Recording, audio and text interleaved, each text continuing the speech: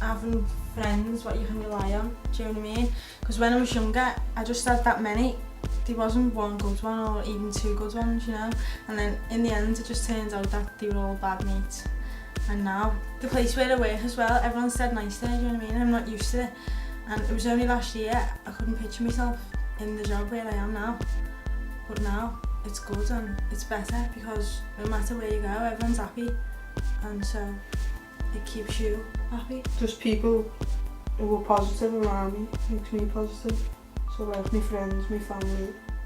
When I was growing up, I lived with my mum, dad and sister. My mum left when I was about 4, then my sister fell out with my dad, and then she left when I was about 12. That was really hard for me because I was very close to my sister. And when I was growing up, I lived with my mum, dad and my 2 brothers. When I was about 3, my mum left and I have never seen her since. I went to a different senior school from my mates to make a fresh start there. I didn't really like school, I was always getting into trouble. After going to a few different schools, I left when I was about 14. I moved out as well to live with my auntie because my dad wasn't a good dad. It was hard making new mates in a different area as well, but I was closer to my mum and my sister, so it was all good. It had been a few years since I'd seen them. My mum was a drug addict by this time. My auntie also tried her best to help my mum and my sister as well, but my mum had moved away again and my sister moved back in with us. I loved my new school and made loads of friends. At the time, my dad was using drugs. When I was about 9, my dad went to jail, so me and my 2 brothers stayed with my nan and granddad. I was uneducated, so I've always been away from trouble, crowds and bad influences. So my mother taught me from the second I left primary school. It's made me wiser because I've never been influenced by people in school, trouble, gangs, stuff like that. I hung around in a gang when I was 11 in 2003, started drinking and smoking, got kicked out of school in 2006, stopped going home, stayed out all the time in the parking and my mates and parties and that. When I was 12, I was involved in crime. I was the victim of bullying. I was in with the wrong crowd. I wasn't a very nice person. I was horrible to my family and done a lot of nasty things. It wasn't really a good time in my life. I got an ASBO for smashing up houses, windows, cars and buses and all that. Between 2003 and 2005 was like the worst. Took drugs and everything I could get my hands on. Cocaine, weed. I smoked it loads when I was in school. And all young people do it. It's not peer pressure, it's something to try and something to do. I used to smoke weed every day and then I was just drinking every day. You know, having a bit of beer. A few Gary Ablets, swingy jars, gone missing for the weekend. But you know, and then I was running away for weeks and that, but now I don't know, now I'm a bit older. I've seen that, well, life isn't really that short. And now I'm like nearly legal enough to drink. It's kind of crap, because I've already done it. Now I'm 17 in 2009. I'm a bad party animal. I'm always just looking for parties in people's houses. Get smashed on anything and everything. It's like addiction. Sometimes I get the shakes when I get up in the morning. I always look forward to go and visit my dad. When he came out, he lived with us. He was still using drugs though. When I was 12 or 13, my older brother went to jail. He was in and out for a bit then. He got a 4-year sentence. When I got settled in my auntie, she was coaching me to get a job or go to college, which was hard at the time because my mates weren't in school either and we always just used to chill somewhere smoking and drinking. At the same time, still getting into trouble, but because I wasn't in school, I was always just standing around on the streets and getting caught, like getting arrested. I had to go to the young offenders for 2 years. I was the only one from my school to go to my secondary school. I got to meet new people and make a fresh start. I liked it a lot, but then I got into the wrong crowd and started offending. I was in and out of police stations and courtrooms, but it did not bother me at the time. Do you know why I went nasty? Basically, all it was is when I say I blocked out emotions, it's probably because something bad happened to me. And then once that happens to you, you just don't care. And once you don't care and Then everyone's like your mum and your dad and that or whoever, and they're just like, oh, why are you doing this? But you can't tell them because you're only young, you don't know how to say it to them. And when you do say it to them, they take it the wrong way because you just let it out in anger. And then they flip at you for doing that, so you just feel, well, why am I even trying to tell them then? And then you stop. I used to get on with my mum when I did what I was told, but now I can't be in the same room as her without having an argument. The arguments are over the smallest things, like trainees are in the middle of the floor, or like the front door being left open. Grew up around Liverpool 1, just by Chinatown, just outside Toxteth. Not a rough area, but because it's by Toxteth as well, like 30 years on. After the riot, it's like even Toxteth still got a bad name, and I think cause the area's by Toxteth, like people just think, oh, it's just the same. Live with me now, it's better than living with my mum, because I get along with her better and she understands me more. No big lectures of me going out. All she asks is where I'm staying out and that. I can talk to me nan, she's sound. Me nan always sticks up for me. She's on it. She's got a brain. Me nan says there's not your mate when I go home wasted or get in trouble or get a fine. I think like the tension between a mum and a kid is just because they're so close together, do you know what I mean? You have to sleep there every night, you always have to go home there, you have to be in at a certain time, and then it all just gets a bit too much. And then at the end of the day, it's like you're on lockdown, do you know what I mean? I don't know, it's just rules, isn't it, at the end of the day? Even if you live with your mum, your nan, in a care home, foster care, whatever, you just got to live by their rules, and you don't want to, but you have to an extent, like. As you get older, once you get to that age, like 17, 18 or something, where then you get that respect for your parents, you know what I mean? Because you're old enough to do whatever you want. And then you understand that all they were trying to do is protect you. And then it's all good, but then sometimes things can go too wrong before you get to 18, and that's how you end up in care and all that. Like, I think when you're in care or you've had troubles, I think you grow up more quickly than what you should. I think at the age like 13, 14, I think you know the world, because you've had to grow up fast. You couldn't be like a kid. You couldn't be a kid for too long because you had to be there for other people and make sure they're alright and that. So you have to just grow up really fast at the end of the day when you've had problems with your family and that. Like, some of us have got knowledge what we shouldn't have, do you know what I mean? But we've got that because we've had to like bring ourselves up and whatever and look after ourselves and all that. Whereas normally you just have a mum and dad and you'd have a routine, do you know what I mean, in your house, and you'd get everything done for you and you'd get all your washing done and all that. But then when you have to do it all yourself, like, it just makes you realise, do you know what I mean? And then you set them for life once you've got all them life skills what you need and all that. But sometimes you don't get the chance to make the peace with your parents because it's too late, do you know what I mean? You just hate each other and you don't want to see each other and all that. When you leave home, when you're younger, you're just on the ball, and then you can start like working the rest of your life out, do you know what I mean? And like finding out what you want to do, like now that all the stress is gone, do you know what I mean? You've got stuff to worry about obviously, but not as serious as it was when you was a kid. When you're in care, you've got a routine, like where Dee's was saying before, like where you've got to play the adult sometimes. In care, you haven't got to play the adult. You can be a kid because the staff there to be the adult for you, to make sure you're alright and that. And in care, you just got a routine what you can follow, so you know what you're doing. Like when you're at home, like if it's all messy at home, you don't know what you're doing. Like you don't know what's going to happen the next day. But when you're in care, you do. You know you're going to get up and then you're going to have your breakfast, and then you've got a set time to have your tea and you set time for bed, and you just know, like you get used to the routine, and it's like it does help in a way because you know what you're doing and you know there's not going to be no mess ups or nothing like that that's going to happen.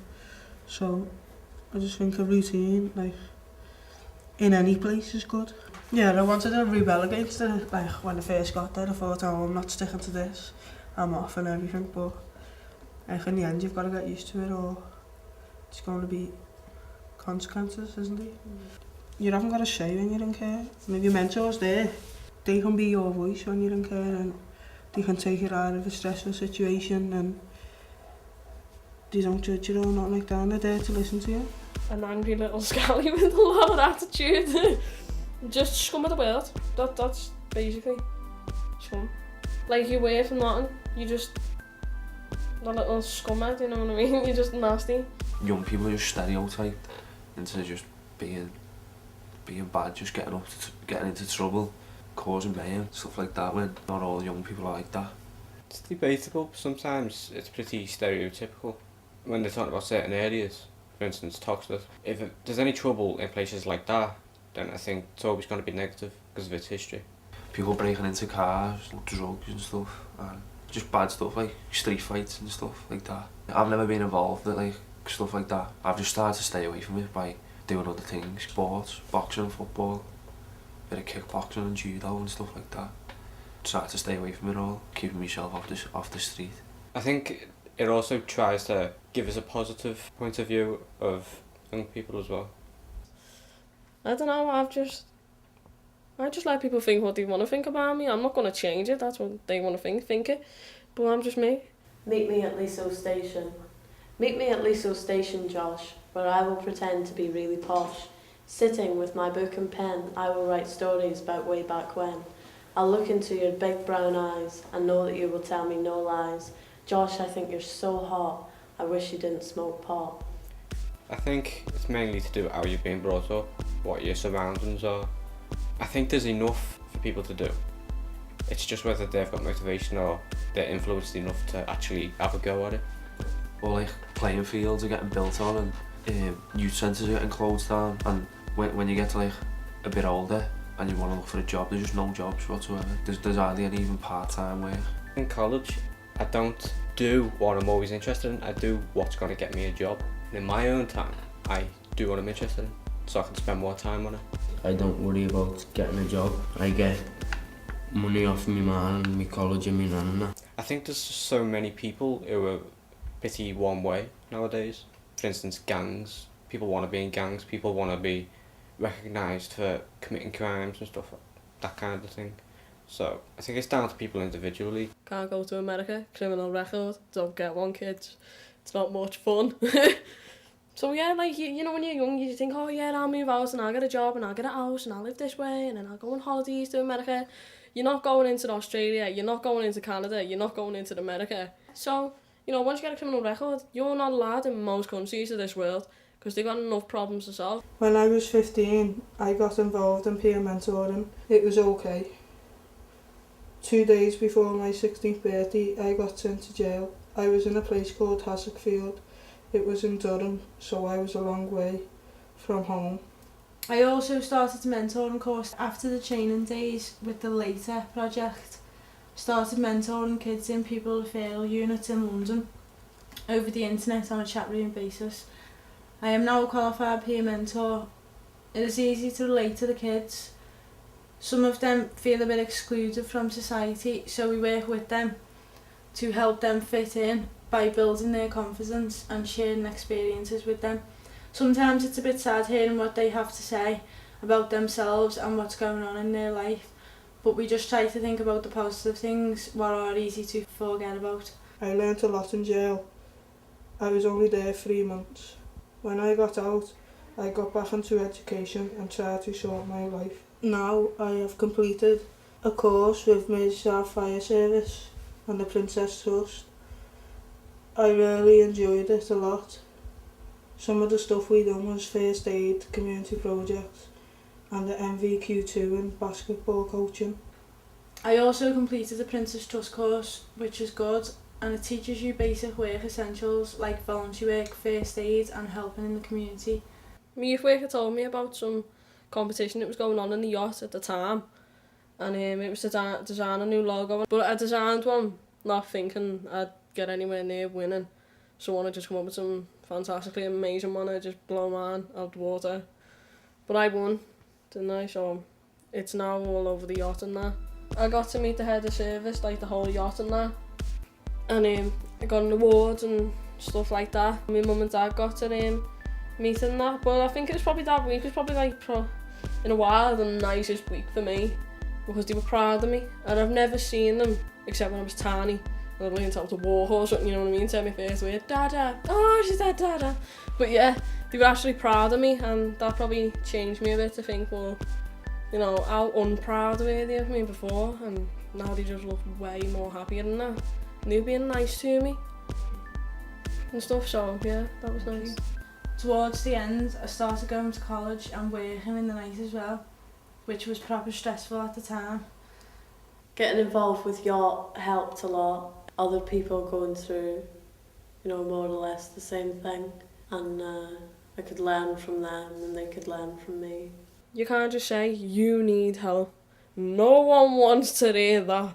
Once you hear, oh, you need help, come to this, it'll help you. It's more like, why don't you just give us the choice instead of telling us we've got problems and you can tell and it's that blatant, because that's just going to make you feel worse. But with a yacht worker and that, I don't know, they're not really there to support you. They're not designed to do that. They just bring you in, you do your bit and then you go. Nothing's changed. You're still the same way you was before you went to court. You know what I mean? They act like they care and that, like, oh yeah, what's going on? But at the end of the day, they still want to go home and not give, like, care in the world about you. Yeah, you might find the odd nice one and that, but that's about it. Like when you're in a care home or something like that, you get issued a key worker, which is a worker who, if you've got problems, you go to, or they're there for you. Say if you've got a problem, you go to one person, then that person's not working that day, and then you've got to go to another person and then explain it all again. But if you go to a key worker, they know what's going on because you spoke to them before, so they know the story.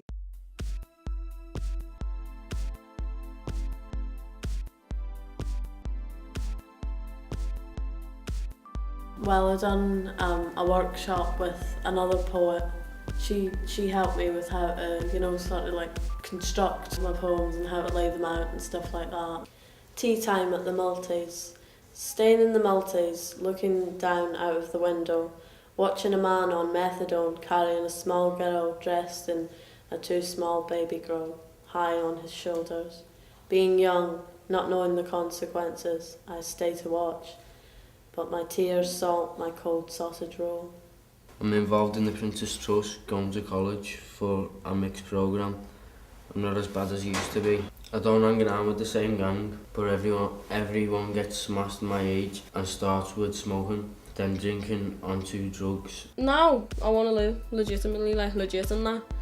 Because living the way I was, which weren't, it weren't really getting me nowhere. And it was just making me feel worse. Making everyone around me feel worse and doubt me and not have any faith in me or nothing.